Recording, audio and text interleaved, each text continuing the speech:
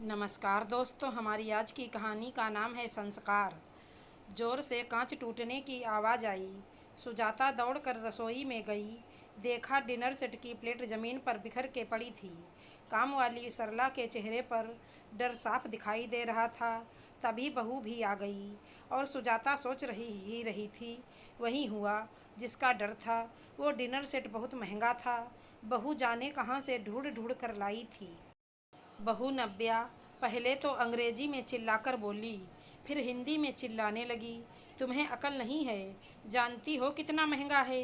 अब इसका नुकसान कौन भरेगा? तुम्हारा दिमाग जाने कहाँ रहता है? जाहिल लोग, मैं तुम्हारी सैलरी में से पैसे काटूंगी। सुजाता ने पहले नव्या को शांत कराया। तब तक बेटा देवेश भी आ गया। उसने सरला को बैठाया और पानी दिया। बोला, आंटी कोई बात नहीं, आगे से ध्यान रखना। सुजाता को अपने संस्कार पर फक्र हुआ। उसने देवेश से नव्या को ले जाने को कहा। नव्या अब देवेश को सुनाने लगी। तुम लोगों ने बहुत भाव बढ़ा रखे हैं इन लोगों के।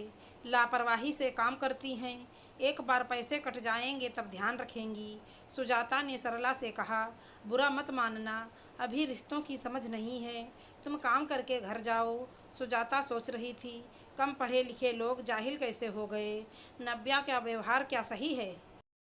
अक्सर माता पिता यही गलती करते हैं। शिक्षा तो ऊंची दे देते हैं, लेकिन संस्कार देना भूल जाते हैं। नव्या को भी समझाना पड़ेगा कि सम्मान पैसे देखकर नहीं किया जाता। ये हमारे संस्कार दिखाता है। सुजाता भी एक अमीर परिवार से थी, पर उसके माता पिता घर में काम करने वालों का बहुत सम्मान करते। और बच्चों को भी उन्होंने यही सिखाया था कि सम्मान के सब भूखे होते हैं। इसका गरीबी अमीरी से कुछ लेना देना नहीं है। और यही संस्कार तुम्हारा व्यक्तित्व तय करते हैं।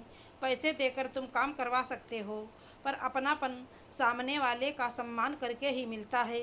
जब शादी होकर आई तो सब घर के में नौकरों से बुरे तरीके से पेश आते। उसके विपरीत सुजाता सबका बहुत ध्यान रखती। उनकी छोटी बड़ी ज़रूरत भी समय पर पूरी कर देती।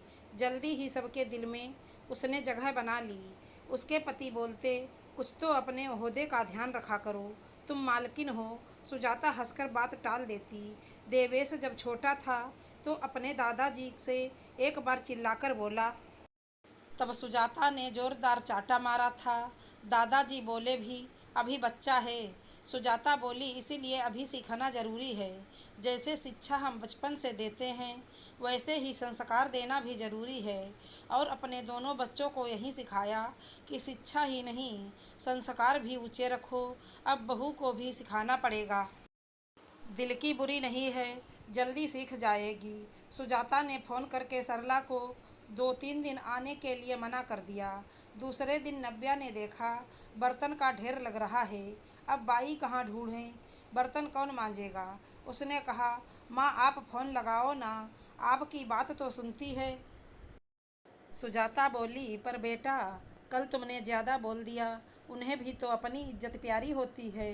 अब नव्या को लगा कि कह तो सही रही हैं। बोली, माँ मैं अब आगे से ध्यान रखूँगी। आप फ़ोन करके बुला लो। सुजाता ने फ़ोन करके सरला को बुलाया। धीरे धीरे नव्या भी सुजाता के संस्कार में के रंग में ढलने लगी।